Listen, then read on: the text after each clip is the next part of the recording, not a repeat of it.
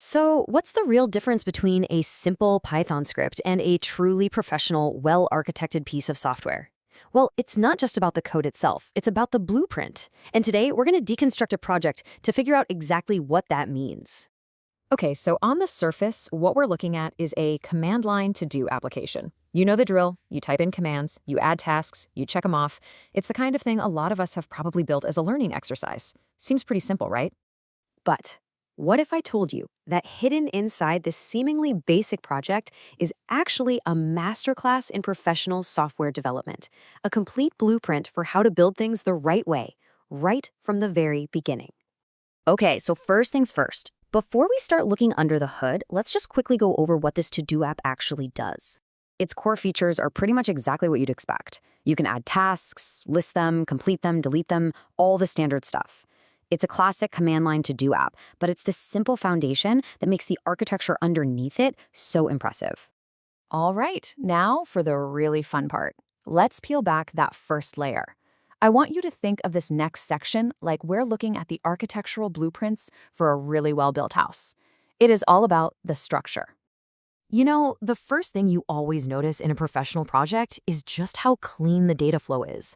There's this logical, predictable path for information, from the second you type a command to the moment it gets stored. Absolutely no spaghetti code here. And this right here shows that clean architecture in action. It all kicks off with the user at the entry point, main.py. Your command then gets interpreted by commands.py.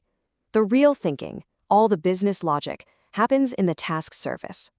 The task.py model is what defines what a task even is, its structure. And for now, everything just gets saved in a simple in-memory dictionary. Each piece has one job and it does it really well. And that right there is the key to writing code that you can actually maintain. So, we've seen what it does and how it's built.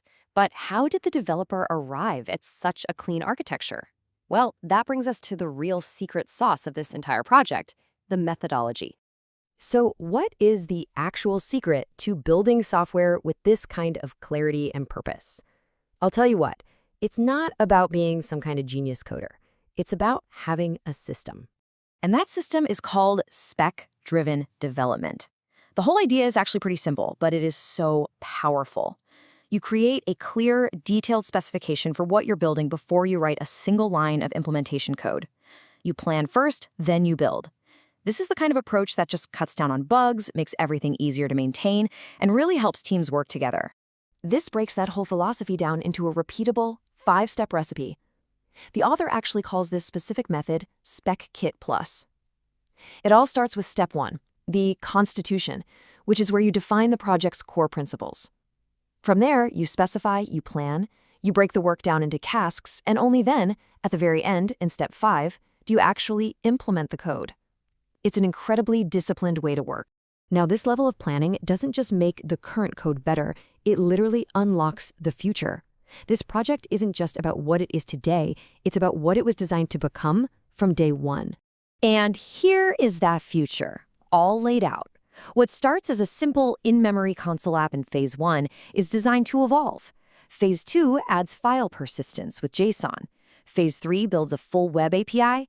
Phase 4 gets really interesting with AI-powered features. And it all culminates in Phase 5, a cloud-deployed application with sync capabilities. This doesn't happen by accident, it's by design. So, the crucial point is this.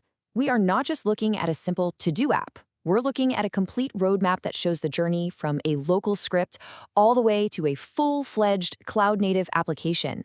The real value is in that vision and in the planning. Which, of course, leaves us with one final thought.